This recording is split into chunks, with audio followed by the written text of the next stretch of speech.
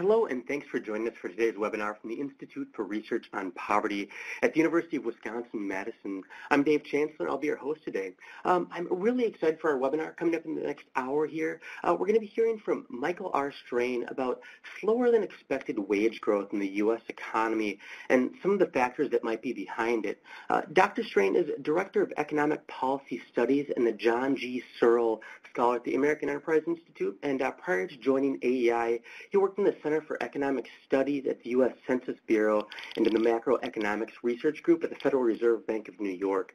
He also has a fairly regular column in the Bloomberg View where he writes about many of the things we'll be hearing about today and a number of other topics related to economic policy. So, Michael, thanks for being here today.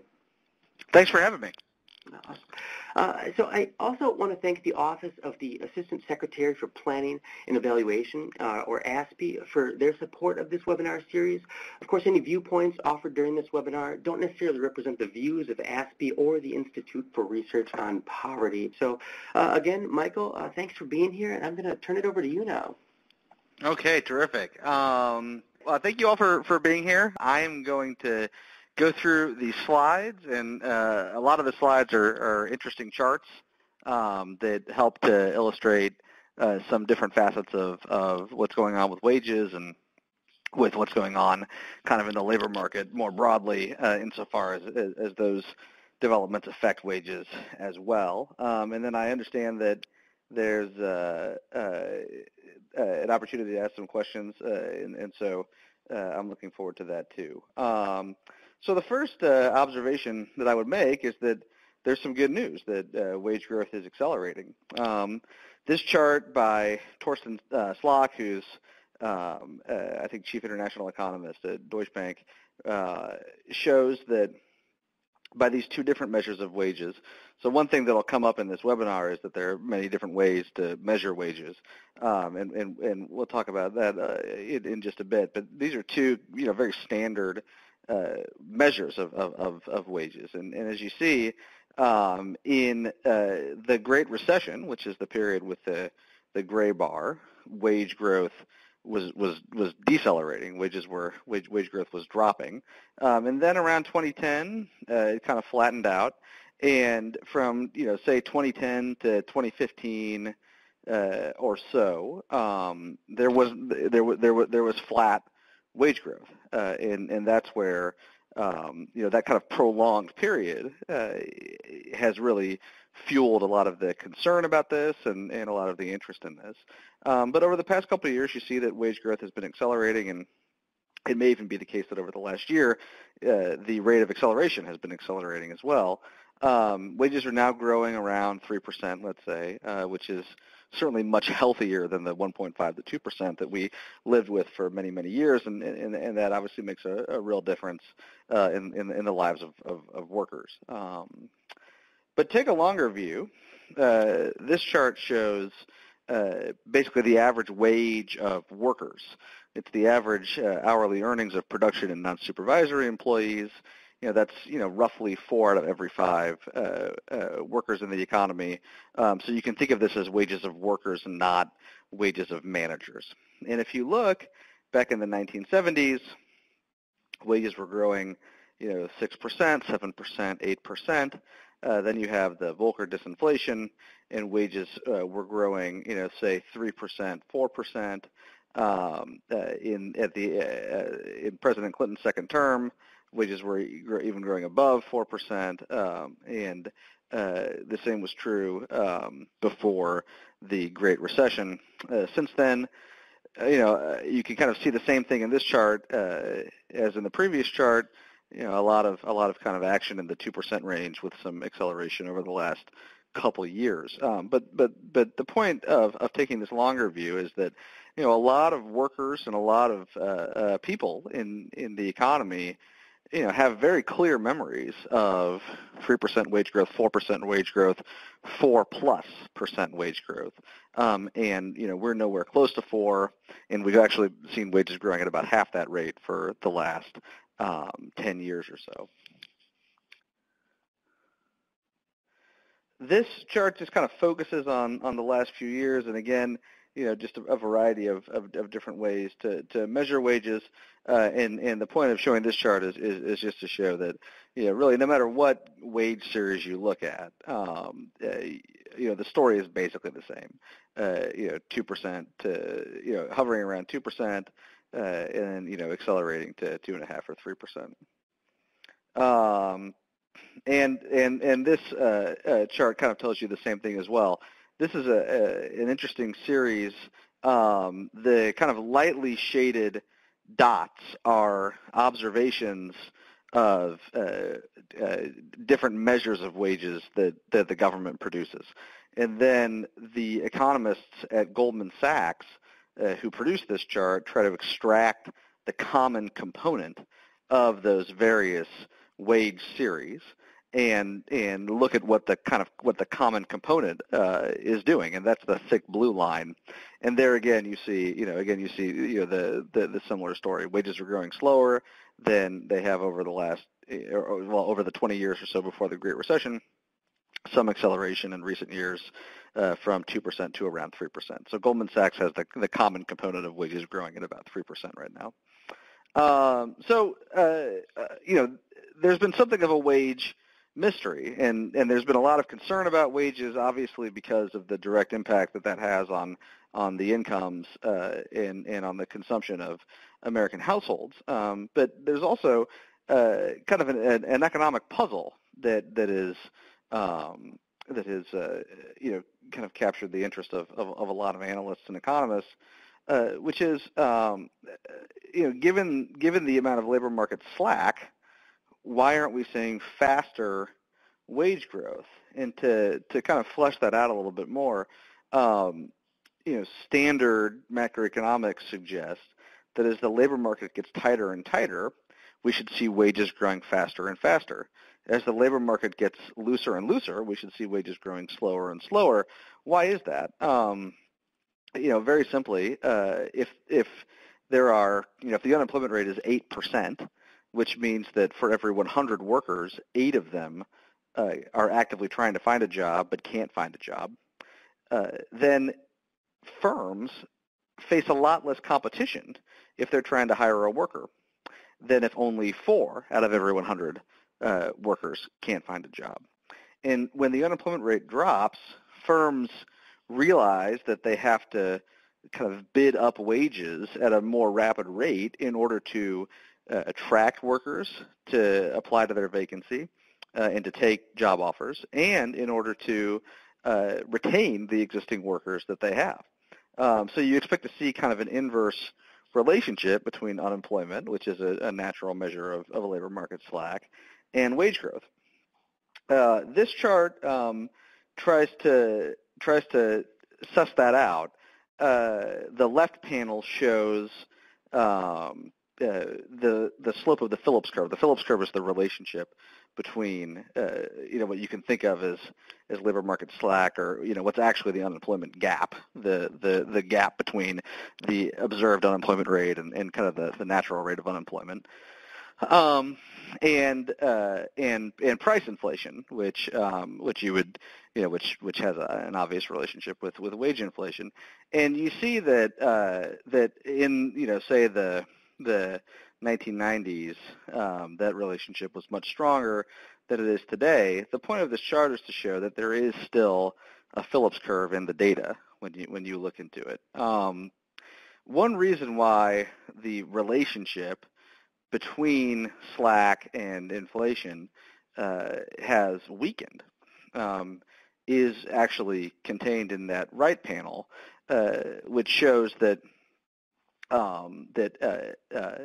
inflation expectations have kind of taken a firmer hold in the economy. A major driver of actual inflation is what people expect will happen with inflation, and the Fed has done an increasingly better job at getting people to think inflation is going to be about 2% a year, and it turns out that has a big impact on what inflation actually is. But the point of this is to just say that there is still this inverse relationship. So let's look at labor market slack. This graph shows 2 measures of the unemployment rate. The red line is the kind of standard measure of the unemployment rate that you read about in the newspaper. And you see that during the Great Recession, that went up to around 10%, and it has been coming down over the last 10 years or so, and is now below 4%. And you see the blue line is a different measure of labor market underutilization, a different measure of unemployment that's more encompassing. So the standard definition of unemployment is that workers are counted as unemployed if they're able to work, they're available to work, and they're actively looking for work. This is a sensible measure. It's important to distinguish between unemployment and non-employment. Non-employment, of course, is a status in which a person is not working, but they're not looking for a job. So retirees, for example, or people who are still in school, they're not employed, but they're not counted as unemployed because they're not actively looking for a job. They're counted as not employed. If you look at the blue line, that is a broader measure than just kind of the standard definition of unemployment. It includes people who have given up looking for work, but who looked for work recently and who would want to get a job. It includes people who are working part-time jobs because they can't get full-time hours. And it also includes everyone who's included in the standard measure of unemployment. So you see that got up to about 17.5% in the Great Recession. It's also been coming down, and it's now about 7.5%. About 7.5 workers out of every 100 are unemployed by that broader measure of unemployment. But the point here is that slack is drying up, and no matter which of these two series you look at, there are fewer and fewer unemployed people. There are fewer and fewer underutilized labor resources, and the labor market is getting tighter and tighter. These two series show the rate at which workers are quitting their jobs, that's the blue line, and the rate of job openings, that's the red line. Looking at workers who quit their jobs is kind of at first blush a counterintuitive measure of slack, but the way that labor economists think about this is that if workers are increasingly willing to quit their jobs, that means that they're confident that they'll be able to get a better job, or a job that's at least as good as the job that they have. And so that's actually a sign of labor market health, and you see that's been rising. And if workers are increasingly willing to quit their jobs, then in order to retain workers, firms will have to give people raises and bid up their wages. And so you would expect to see an inverse relationship between the rate at which workers are quitting their jobs and wage growth. And job openings just show that there are more opportunities for workers. So if a worker is considering getting a new job, it's a lot easier when job openings are going up and up and up. So again, this points to this mystery. Why were wages so flat for so long? Why are they still relatively low? This graph shows the number of unemployed workers per job opening. And so you see right at the end of the Great Recession, there were over 6 unemployed workers for every 1 job opening in the economy. We are now at a point where there are actually fewer than 1 unemployed worker for every job opening. Again, you would expect to see that put upward pressure on wage growth. This graph shows the number of people who were unemployed for 6 months or longer. And you see back in 2010, there were close to 7 million workers who were unemployed for 6 months or longer, which again means that they were actively knocking on doors and trying to get a job for 6 months or longer without success. We've seen every month that number kind of chip away, and now we're closer to 1 million workers, which is a much healthier place to be.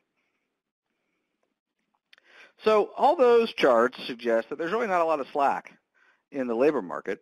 and that slack's been drying up and drying up and drying up, and raises this question. Well, if there's so little slack, then why why aren't wages rising faster than they are? One answer that some economists have given to that question is, maybe there's hidden slack. Maybe there is slack that's not captured by all those economic variables we just looked at. And what people point to here when they make this argument is the rate of employment. So we're very used to thinking about the rate of unemployment, but you can also construct a rate of employment for the economy, which is simply the number of people who have jobs divided by the number of people. This graph shows the rate of employment for people in their prime working years, ages 25 to 54. Why focus on that? These are people who are, on the whole, too old to be in school, but also on the whole, too young to be retired. And if you look at the employment rate for those people, it has, historically taken a hit during recessions, which is not surprising. If you look at all those gray bars going back to the 1940s, you see that when there is a recession, which is indicated by the gray bar, the employment rate drops, but then the employment rate recovers. Until the year 2000, when the employment rate stopped fully recovering. I've circled in yellow the current expansion, and you see that we're still not quite back to where we were. When you do different demographic adjustments and look under the hood, you can make a argument that we are back to where we were before, but just kind of a naive reading of the statistics shows that that's not the case, and that for much of this period where we've been concerned about slow wage growth, we certainly weren't back to where we were. And so maybe the Great Recession was so traumatic that it pushed a lot of people out of the labor market and they just gave up. So they're not counted as unemployed because they're not actively looking for work. They're not counted as marginally attached because they're really out of the labor force. They wouldn't show up in any of those statistics that we looked at before, but they're there, and they're in their prime years. And the argument goes that businesses kind of know that there's this pool of workers that are out there, not included in the official unemployment statistics, but that this pool of workers is suppressing wage growth because businesses think, if push comes to shove, I could always just kick up my wage offerings if I really need a worker, and I could attract somebody out of this pool. And that reality means that businesses don't feel like they have to start rapidly increasing their wages.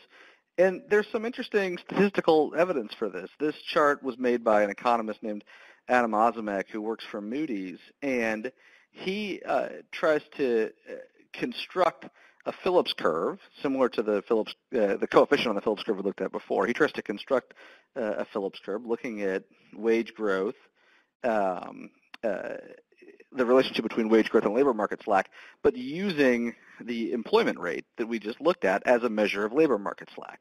And you can see he goes back to the mid-90s, and the orange dots or red dots look at the period 1994 to 2017.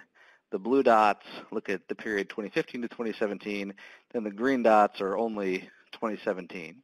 And he tries to compute this relationship between wage growth and slack as measured by the employment rate, and there's a pretty strong relationship there. And so the argument that people who believe in this hidden slack theory would put forward is that there is no mystery, that wages are behaving exactly as you would expect given the amount of labor market slack, but that looking at the unemployment rate gives you a misleading picture of the amount of labor market slack, and that when you actually look at the rate of employment, which is a better measure in this view of the amount of slack in the labor market, you see that wages are growing slowly because there's a lot of slack, and there's a lot of slack as measured by the employment rate. So it's certainly an interesting theory, and one that has some reasonably compelling empirical evidence to back it up. What are some other explanations as to why wage growth has been slow? One is labor market slack. What are some other ones? Some economists have pointed to compositional change.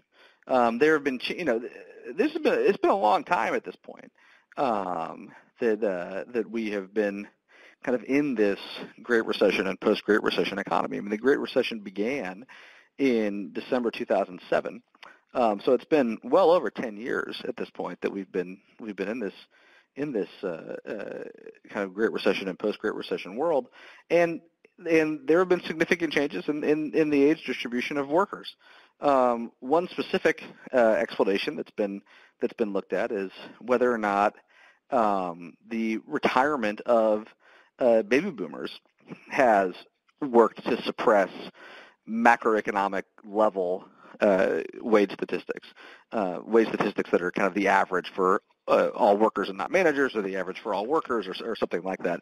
How would that work? If older workers are retiring at a faster rate than, or at a rate as fast as new workers are entering, and older workers make more money than new workers, then you're going to see the average drop just due to that changing composition.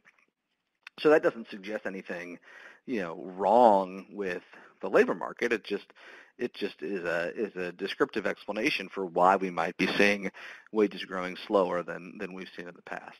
Another hypothesis that's been advanced is that the gig economy, which has increased a little bit over this period, is working to suppress wage growth.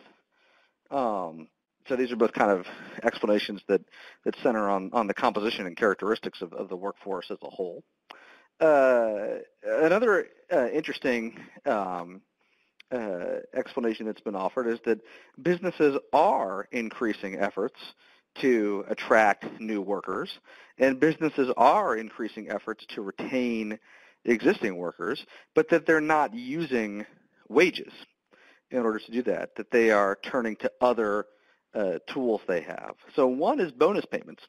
And there have been some, interesting anecdotes in the press about workers offering bonus payments firms offering bonus payments to workers who you wouldn't, typically expect to get bonuses and who haven't gotten bonuses historically. Another possibility is that firms are requiring background checks, criminal background checks of fewer workers, are requiring criminal background checks less often as a screen for employment, again, as a way to kind of broaden the pool of workers that they have access to and to avoid the need to increase wages to attract new workers. And again, there have been some interesting stories in the newspaper about this. Hard to find any sort of kind of aggregate data to support that. Another theory that's been advanced is that there's actually a backlog of wage cuts that firms experience. So, economists for a long time have pointed to an unwillingness, a reluctance on the part of firms to cut workers' wages.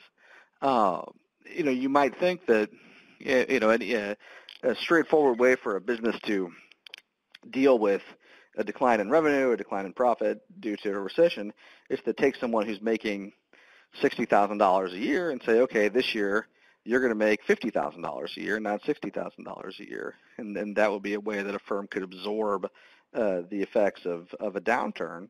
But that's not something that economists believe that firms do a whole lot of. And so the argument goes that that businesses are kind of sitting tight on compensation increases because they've needed to do that but have been reluctant to. And so instead of giving workers a wage cut in 2008, they're just not giving workers a raise from 2010 to 2015 or something like that as a way of kind of getting to the same place. I think that's an interesting explanation. I would point to two newly released working papers that show that when you actually look at more detailed data than economists have traditionally had access to, that wage cuts are actually a lot more common than economists thought. So that pours a little bit of cold water on this theory, but it's an interesting theory nonetheless. Another theory is also very hard to measure, but it deals with psychology and norms. The Great Recession was traumatic, and it was very traumatic for a lot of workers, workers who lost their jobs and faced very hard times, workers who didn't lose their jobs but haven't gotten raises and whose livelihoods have been under threat, even if they haven't lost their jobs as a consequence of the recession. And there are a lot of workers in the economy who really haven't known anything but this situation. If you came of working age in 2008, 2009, 2010, you could have 10 years of work experience under your belt and have known nothing but this Great Recession and post-Great Recession economy. And maybe it's the case that workers who were laid off and were unemployed for months and months and months and months, or workers who entered the economy in 2010 or thereabouts, simply are not acculturated to knocking on the boss's office and demanding a raise. That may just be not something that they think about doing or feel comfortable doing in a way that that workers in the 1990s would have been comfortable doing.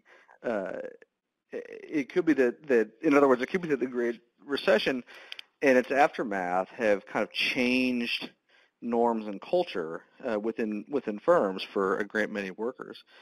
It could also be that businesses have kind of gotten used to not giving 4% or 5% annual pay increases to their workers, and they've discovered that they can get by on 2 or 3%, and even though in the 1990s 4 or 5% would have seemed like a really standard raise, in 2015 it doesn't seem like, it seems extravagant, and it could be that there's a large psychological and norms-based component to this as well.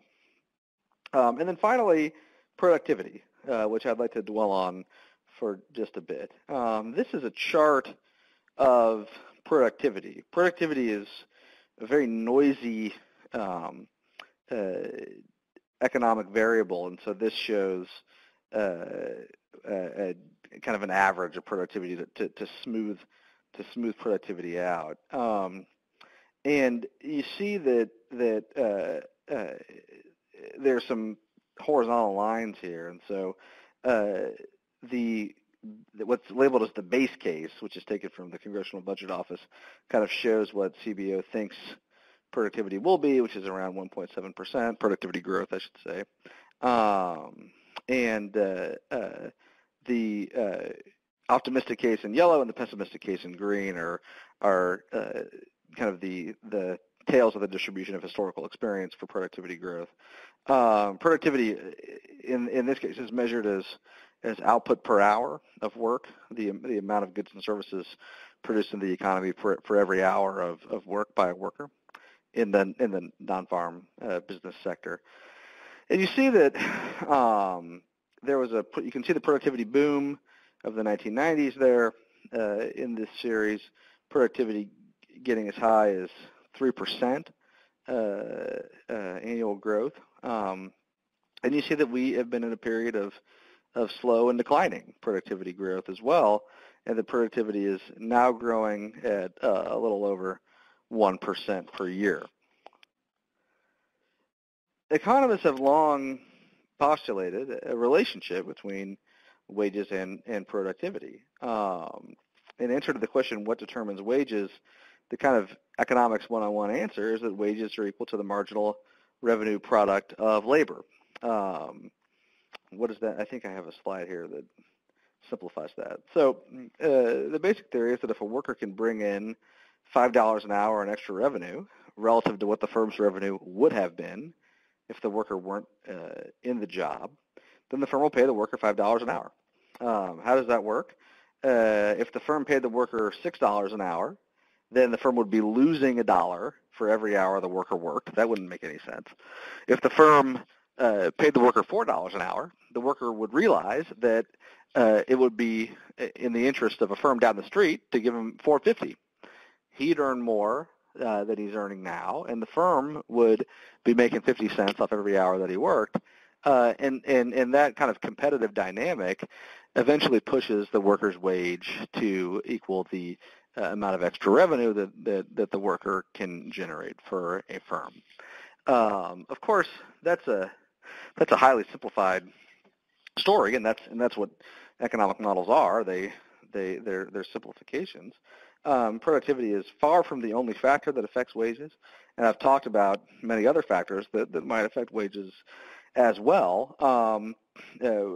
Maybe one of the most important factors is bargaining power, and of course we know that that there are a lot of frictions in the labor market that can serve to separate wages from marginal product. So in the little example I told, the worker would have to know that he generates $5 an hour in revenue for the firm. That's hard to know. In the little example I told, there's not any cost to the worker from going down the street and getting another job. Of course, we know that changing jobs can be costly, and so I don't want to suggest that the only factor here is productivity. I think far from it, but I think productivity is a very good first approximation for what determines someone's wage. And look at this again. You see that we have productivity growing around 1.2%, let's say, based on this measure. We have inflation of about 2%. 1.2 plus 2 is equal to 3.2.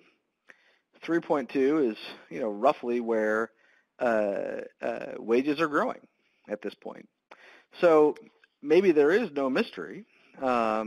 Maybe wages have been slow because productivity has been low, and that if the workforce were more productive, then you'd see wages going up as well.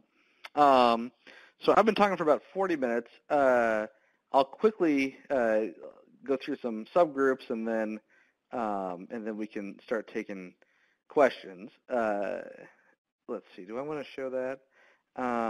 Yeah, sure. So this shows wage growth by occupation category, and I think one of the interesting things I wonder if I can draw here.